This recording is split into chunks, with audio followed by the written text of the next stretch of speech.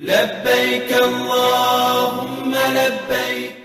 জিলহজ মাস বছরের অন্যতম গুরুত্বপূর্ণ মাস। পৃথিবীর শ্রেষ্ঠ দিন আরাফাতের দিন, অর্থাৎ ৯ জিলহজ, যেদিন পবিত্র হজ পালিত হয়।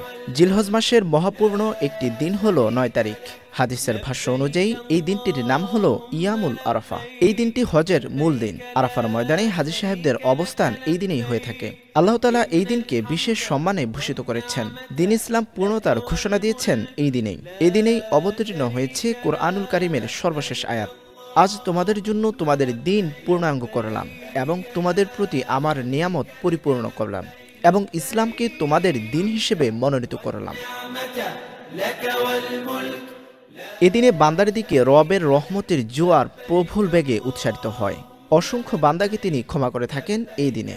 উম্মুল মুমিনিন হযরত আয়েশা রাদিয়াল্লাহু তাআলা আনহা থেকে বর্ণিত, রাসূলুল্লাহ সাল্লাল্লাহু আলাইহি ওয়াসাল্লাম বলেন, আরাফার দিনের মতো আর কোনো দিন এত অধিক পরিমাণে জাহান্নাম থেকে মুক্তি দেওয়া হয় না। আল্লাহ তাআলা দুনিয়ার নিকটবর্তী হন এবং বান্দাদের নিয়ে ফেরেশতাদের নিকট গর্ব করেন। আল্লাহ বলেন, কি চায় তারা?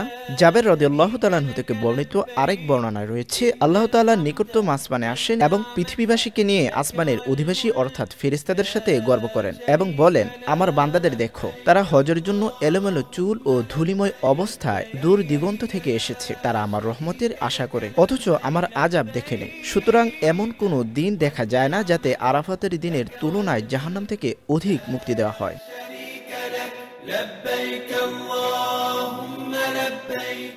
আরাফার দিন বছরের শ্রেষ্ঠ দিনগুলোর একটি। এই দিনে রোজার বিশেষ ফজিলত রয়েছে। হাদিসের ভাষ্যমতে এই দিনে রোজার মাধ্যমে আগের পরের ২ বছরের গুনাহ মাফ হয়ে যায়। প্রিয় নবী সাল্লাল্লাহু আলাইহি ওয়াসাল্লাম ইরশাদ করেছেন, আরাফার দিবসের রোজা সম্পর্কে আমি আল্লাহর কাছে আশাবাদী যে তাতে পূর্ববর্তী বছর ও পরবর্তী বছরের গুনাহের ক্ষতিপূরণ হয়ে যাবে। আরাফার দিন দোয়া কবুলের দিন। তাই নবী করিম সাল্লাল্লাহু আলাইহি ওয়াসাল্লাম এই দিনকে দোয়ার উত্তম দিন বলে আখ্যা দিয়েছেন। তিনি বলেছেন, আরাফার দিনের দোয়াই উত্তম দোয়া।